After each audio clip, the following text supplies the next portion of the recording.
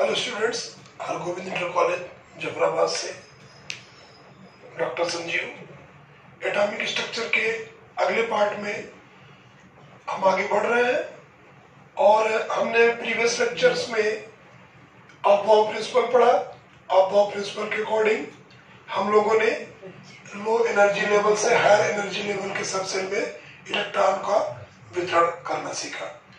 तो अब उसमें हम लोग थोड़ा सा प्रैक्टिस भी कर लें कि किस तरीके से हम आगे बढ़ते हैं। तो उस क्रम में अगर आपने देखा था लो एनर्जी से हायर की तरफ आपने जो फिगर ड्रा किया था, सबसे पहले इलेक्ट्रॉन 1s में जाता है, फिर 2s में, फिर 2p, 3s, 3p, 4s, 3d, इस तरीके से। और आपको अगर क्लियर ना हो चार्ट तो एक बार फिर देख लें। 1s, फिर इसके बाद 2s, 2p, 3s, 3p, फिर 3d, 4s, 4p, 4d, 4f, 5s, 5p, 5d, 5f, 6s, 6p, 6d, 6f। चूंकि 7 पीरियड्स में ही सारे इलेक्ट्रॉन भरे जाते हैं, आवर्तों की संख्या 7 है, तो 7s, 7p, 7d, 7f। और आपने इस तरीके से फिगर ड्रा किया होगा।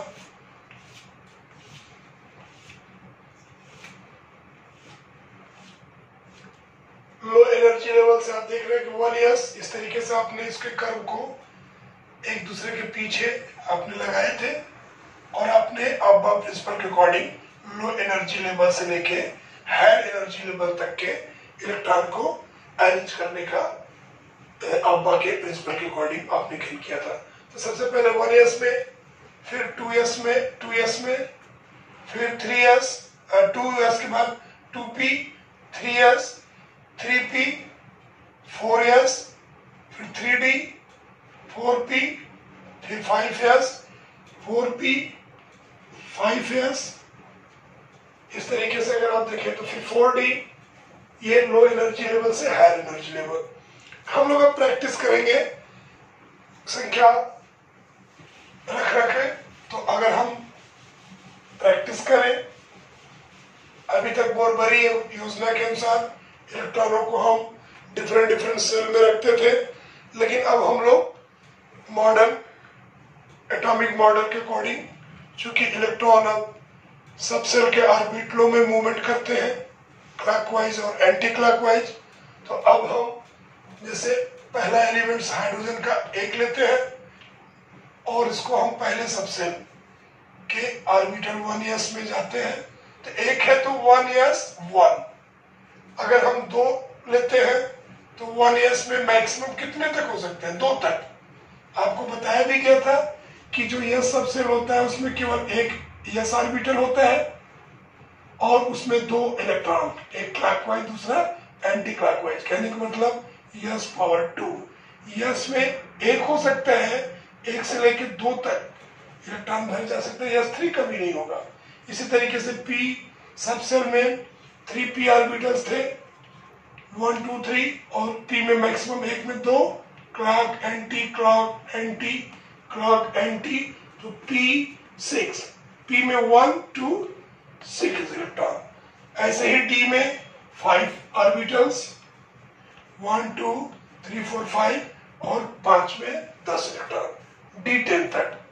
मतलब d में 1 हो सकता है, 1 2 10, कभी 11 नहीं होगा, d11 कभी नहीं होगा, क्योंकि d सबसेल में 5d ऑर्बिटल्स। इसी तरीके से एफ सबसेल में आपके 7 ऑर्बिटल्स, 1 2 3 4 5 6 7, और 7 में मैक्सिमम एक ऑर्बिटल में 2। इस तरीके से आप देखेंगे मैक्सिमम आपके 7 में 14 इलेक्ट्रॉन, एफ में 14 से मैक्सिमम 15 नहीं होगा, 1 to 14।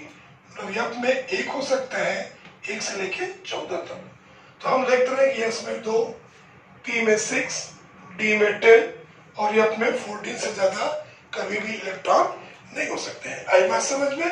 तो अब थोड़ा सा हम लोग कॉपी लेंगे और पेन लेंगे और प्रैक्टिस भी हमारे साथ आप करते चले, हम भी आपके साथ देखते हैं कि कैसे हम प्रैक्टिस करते हैं। तो हमने 1 ईयर्स का स्टार्ट किया लो एनर्जी लेवल से हाई एनर्जी लेवल की तरफ।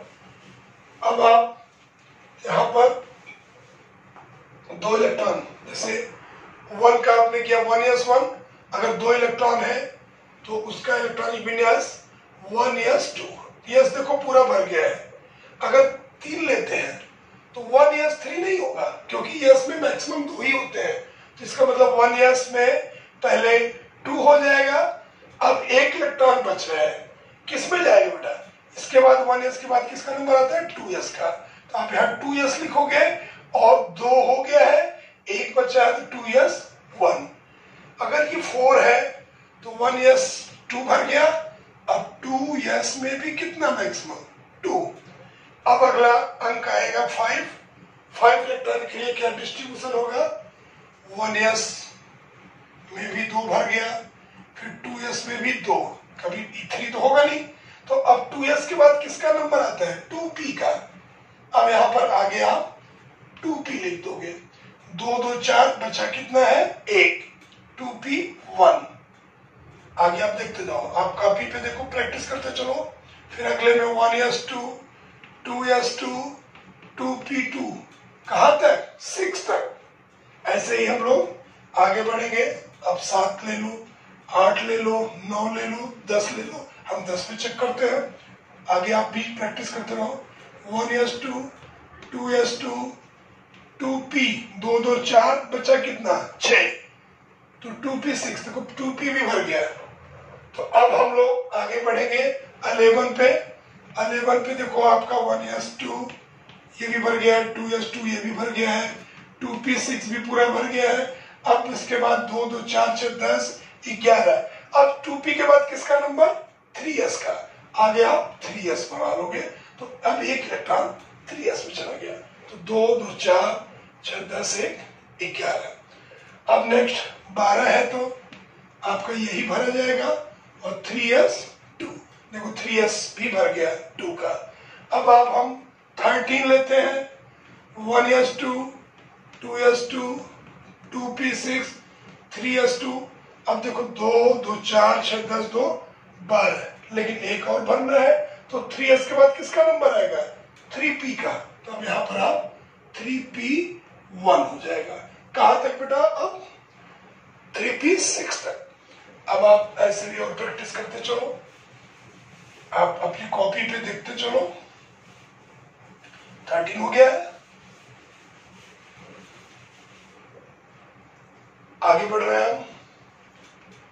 14, 15, 16, 17, 18, 19, 20।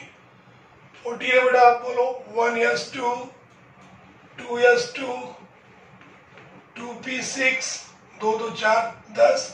2p के बाद 3s2, 3s2, फिर 3p2 हो जाएगा। 2 2 4 6 10 2 12 2 14।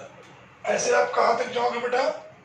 3p ऐसे सेम अगले में यहां तक 3p3, फिर नेक्स्ट में 3p4, यहां तक पूरा सेम 3p5। 18 पे 1s2, 2s2, 2p6, 3s2, 3p6, 2 2 4 6 10 2 12 6 18। अब देखो 3p भी भर गया, यहां तक 3p भर गया। 19 है, सेम यहां तक जाएगा। 1s2, 2s2, 2p6, 3s2, 3p6। अब देखो 2 2 4 6 10 2 12 6 18। 3p के बाद किसका नंबर आएगा बेटा? लो एनर्जी लेवल में 4s का। अब ये 4s, तो यहाँ पर 1 हो जाएगा, 4s1। अब 20 भी है तो ये सेम वही होगा। अब यहाँ पे क्या हो जाएगा? 4s2। ये सेम ऐसे ही लिखा जाएगा। अब आगे और भी प्रैक्टिस करते हैं हम लोग। यहाँ पे मिटा देते हैं। हम लोग 20 तक पहुंचे थे। 21, 22, 23। अब आप यहाँ देखो 4s2 भर गया है, तो आप देखो 1s2, 2s2, 2p6, 3s2, 3p6, 4s2, 4s2। अब कितना हो गया? 2 2 4 6 10, 2 12 6 18, 2 20। 4s के बाद किसका नंबर बेटा? 3d। अब यहाँ पर 3d1, अब 21 हुआ, 3d1। अब यहाँ पर थोड़ा सा लेफ्ट साइड से लिखना शुरू करते हैं, आपको दिखेगा। अब आप नेक्स्ट में आए।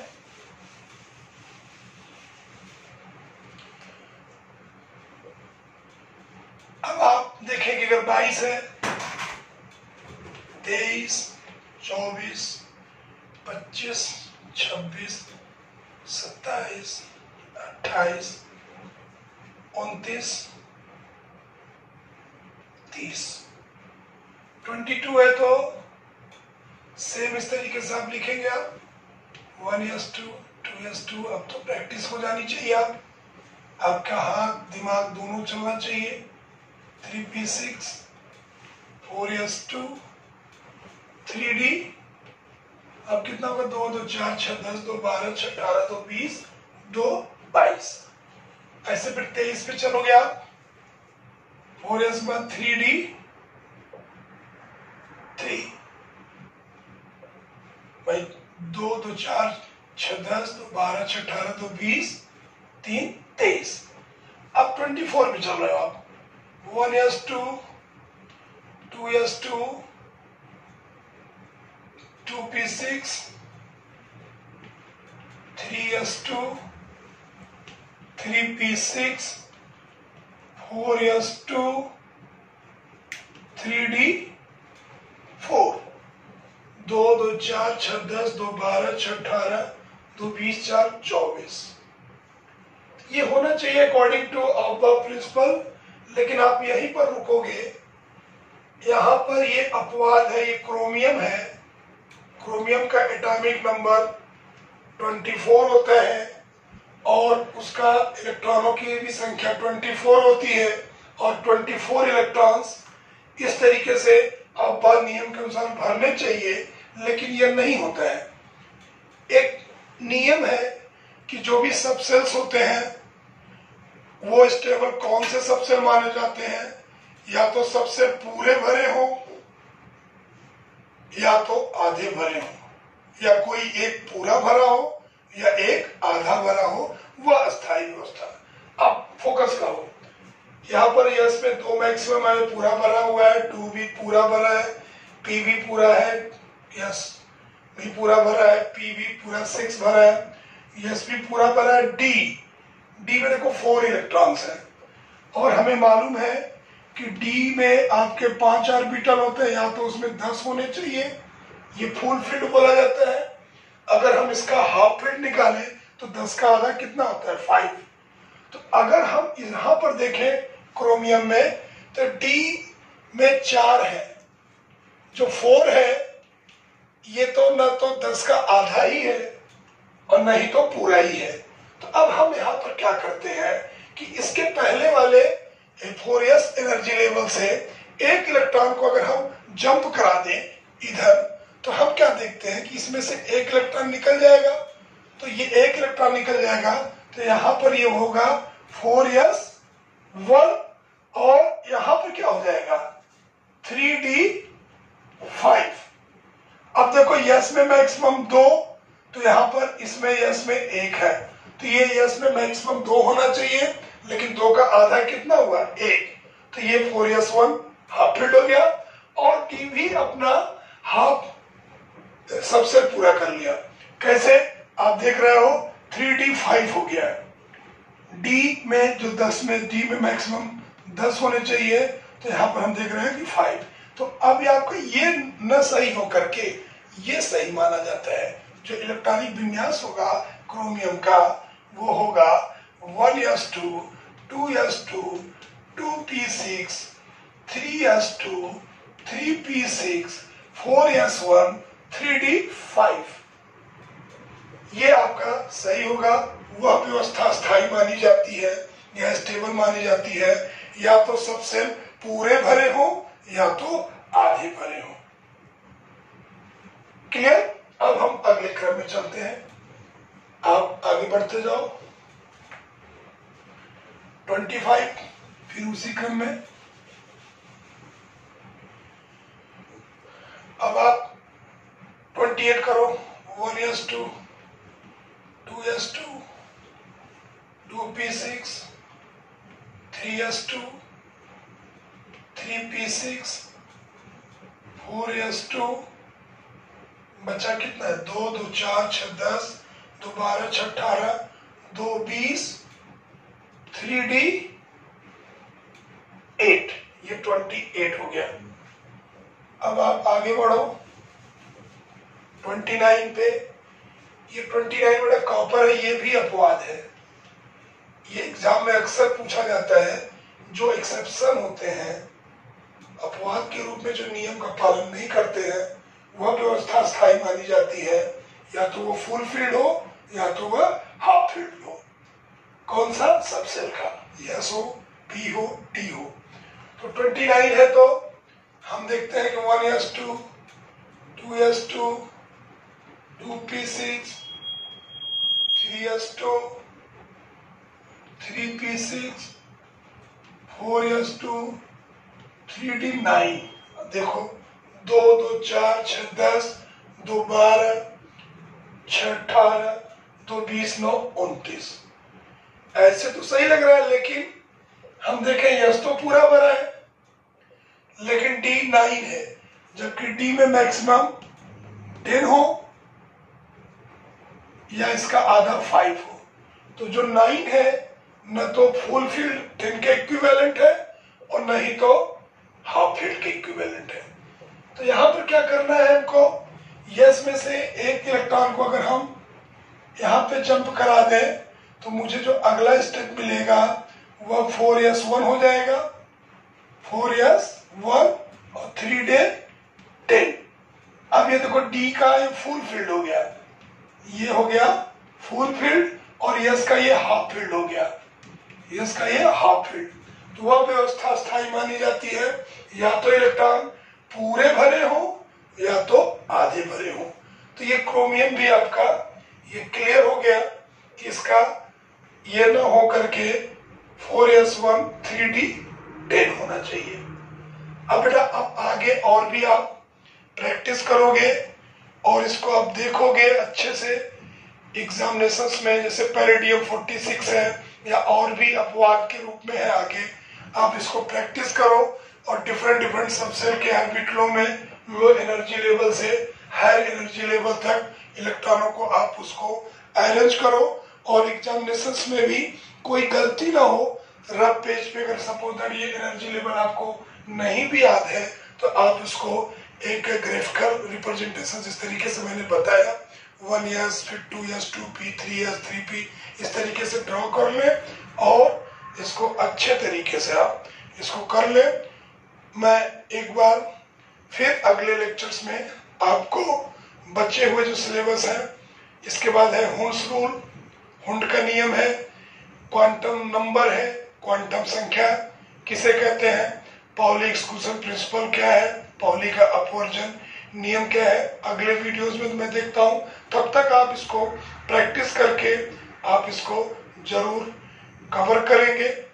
और मैं सभी बच्चों को चाहता हूं, चूंकि अब आपको ऑनलाइन एजुकेशन भी पढ़ने हैं, आगे और भी लॉकडाउन में किस तरीके से स्कूल कॉलेजेस खुलेंगे, क्या स्ट्रेटेजी होगा, तो हम लोग आगे भी फोकस करेंगे।